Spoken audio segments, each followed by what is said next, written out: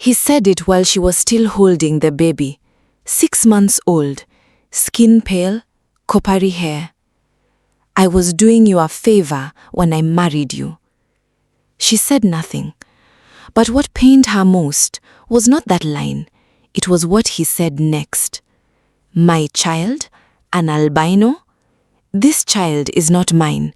You are both just furniture in my house. She held her daughter closer, and just like that, 6 years of marriage became nothing. My friend, sit down. 6 years undone in one sentence. I am Mama Coco, and this is the story of Muthoni, the woman he called furniture, the daughter he called a mistake. But before that sentence, there was a marriage, and before the marriage broke, nobody saw it breaking, not even Muthoni. Let me show you where it started. It was a Sunday after church. The smell of fried fish still hung in the air from lunch. Muthoni stood in front of the mirror, adjusting her head wrap, the fabric warm from the afternoon sun through the window. Daniel stood behind her, adjusting his own collar, watching himself, not her. We look good together, he said, smiling at his own reflection. Muthoni laughed. You always say that, because it is always true. She turned him gently by the shoulder and straightened his tie, something she did without thinking, the way you fix what you love. At the reception, her friend Faith pulled her aside. Muthoni, you are glowing, and truly she was. That beautiful smile, those dimples. Muthoni smiled, glancing at Daniel, laughing loudly with the men, telling a story with his hands moving, enjoying being watched. I am the luckiest woman in Nairobi, Muthoni said. God gave me a good one. Faith looked at Daniel a moment longer than Muthoni did. She said. Just that. Muthoni did not notice.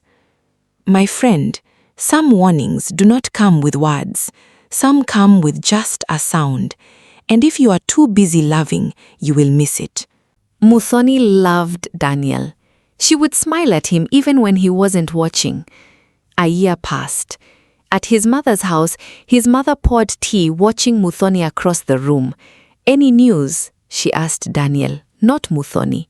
Not yet, Mama. You have been married 1 year. Daniel waved his hand. I have enough of everything else, Mama. Children will come. I will give her children when it is time. His mother looked at Muthoni. Muthoni smiled, but said nothing. She did not notice he had said, I will give her children, not we will have children. Nobody noticed, except his mother, who kept watching Muthoni a moment too long, the way you watch something you suspect might break. Daniel stepped out to answer a call. The moment he was gone, his mother turned to Muthoni. Is there a barren person in your family? No, Mama. Why do you ask? You look like one. She said it so coldly, as if it were normal to say.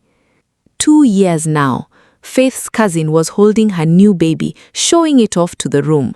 Someone turned to Muthoni. Muthoni, when is it your turn? Muthoni smiled. God's time is the best time.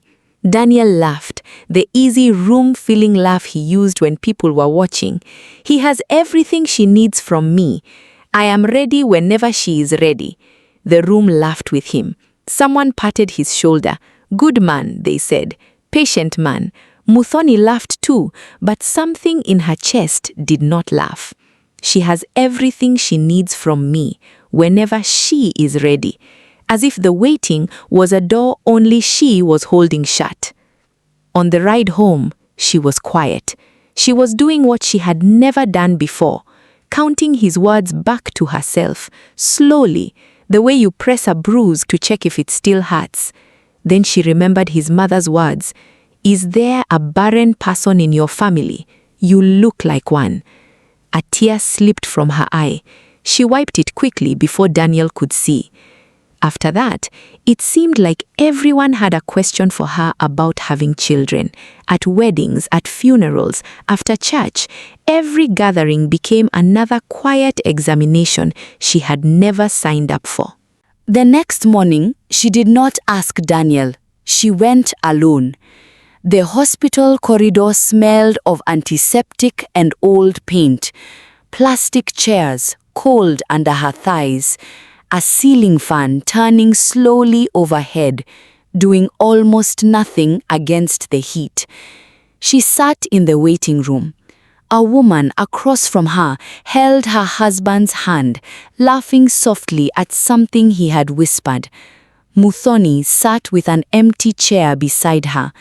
She smoothed her skirt, looked at her phone, put it away again. When it was her turn, the doctor examined her, asked his questions. At the end, he set down his pen. "Everything looks normal, Muthoni," he said. "There is nothing wrong with you, Muthoni."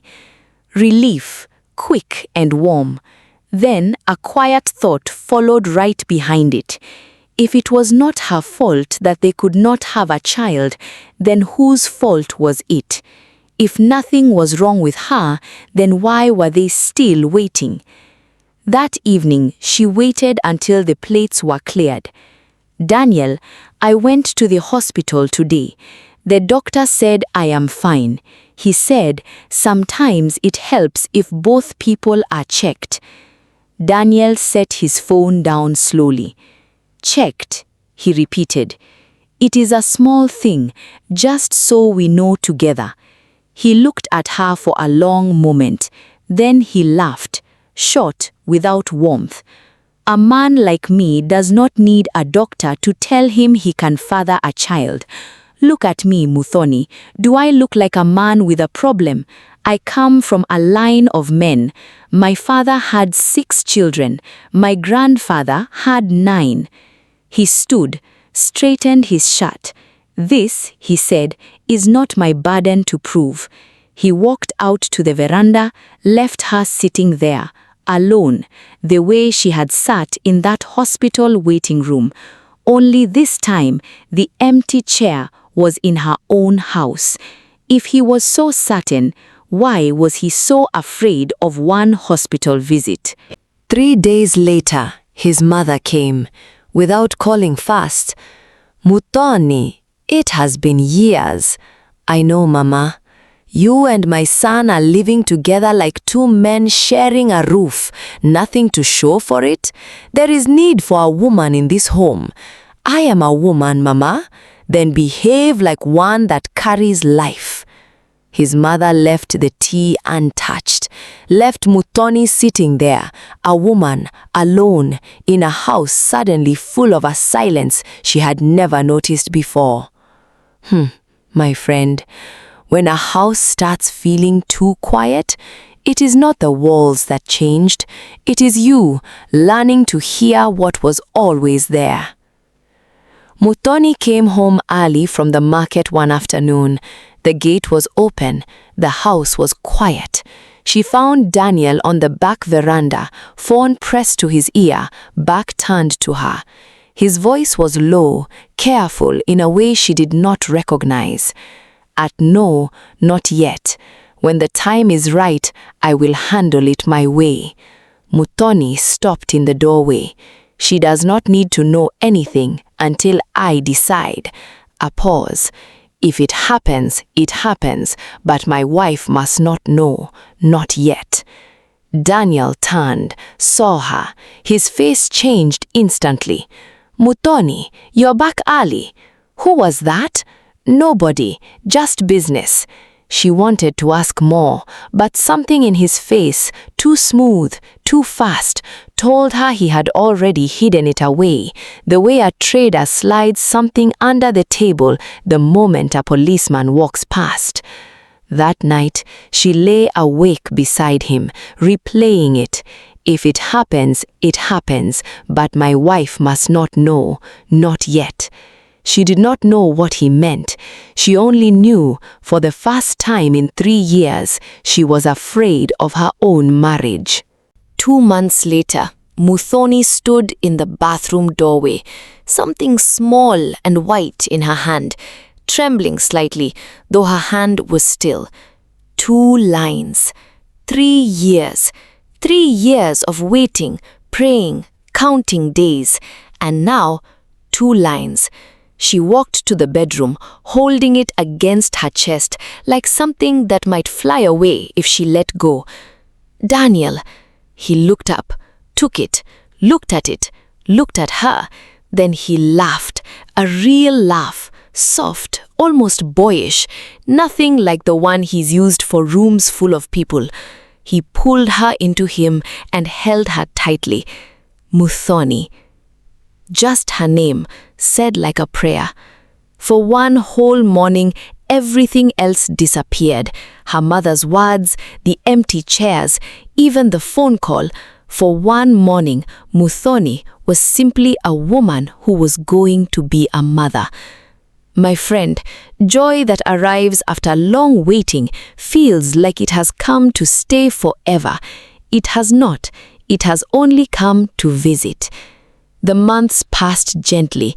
Daniel came home earlier. He spoke to the baby before she was even born. He even laughed with Muthoni again. For the first time in years, their house sounded like a home. Then the day finally came.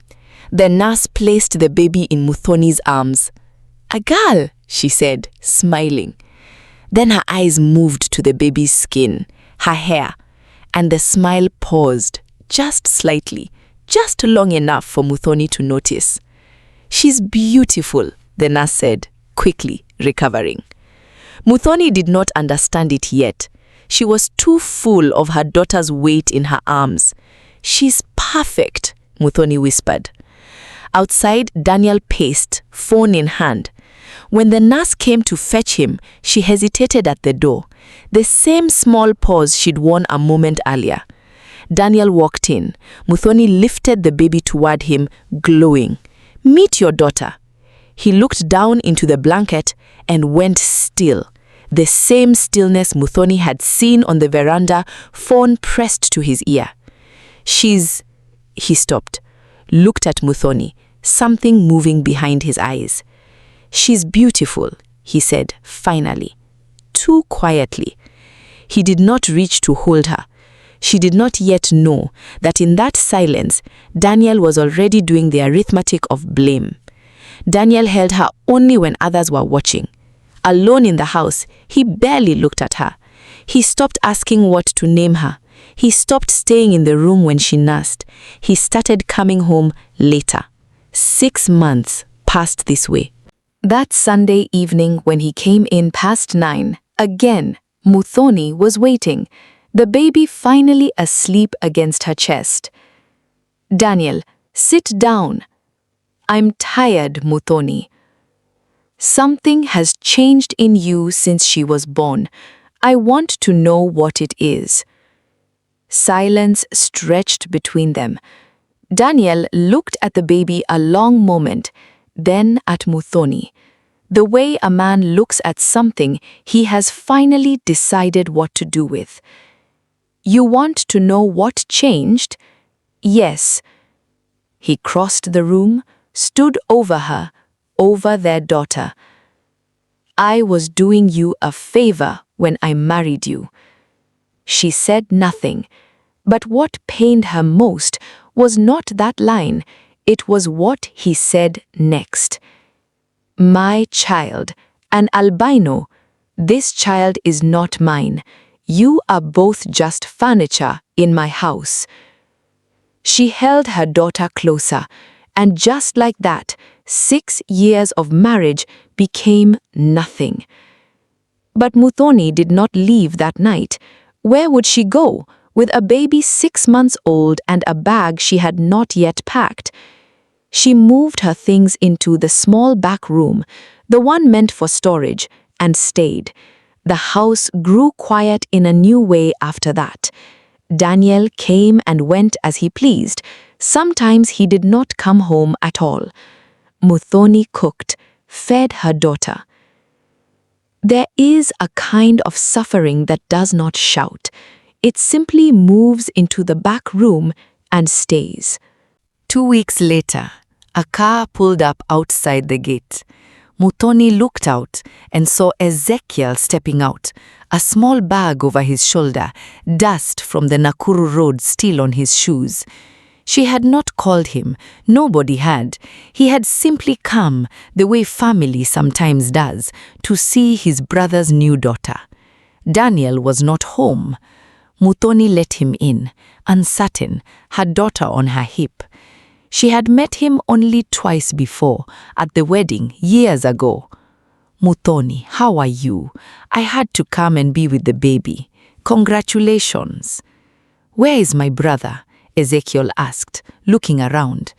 "At work," Muthoni said. It was not entirely a lie. He asked to see the baby properly.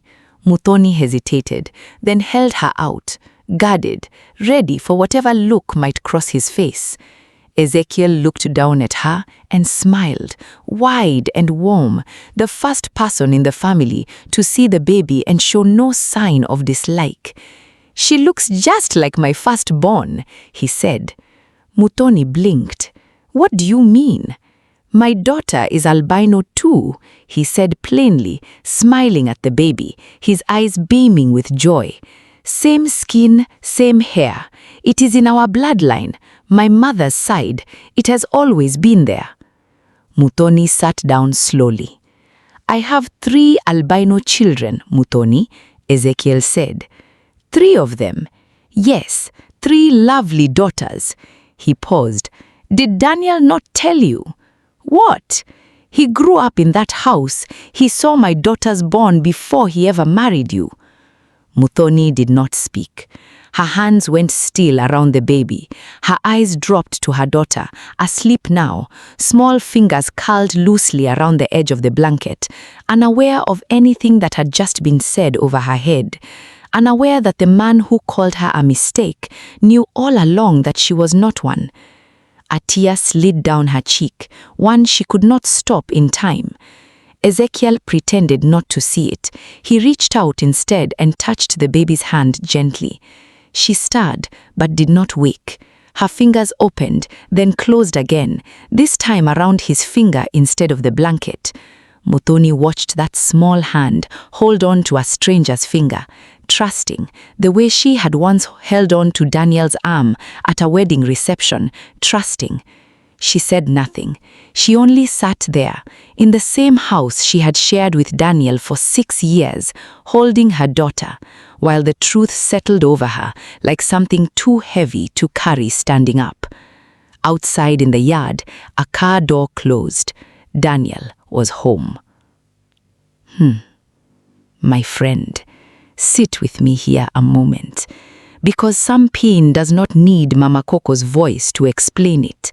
Some pain just needs to be witnessed. Tell me, how do you confront a man who called you furniture and your own child a mistake when all along he knew that child was his? Stay with me and subscribe for part 2. There is more coming.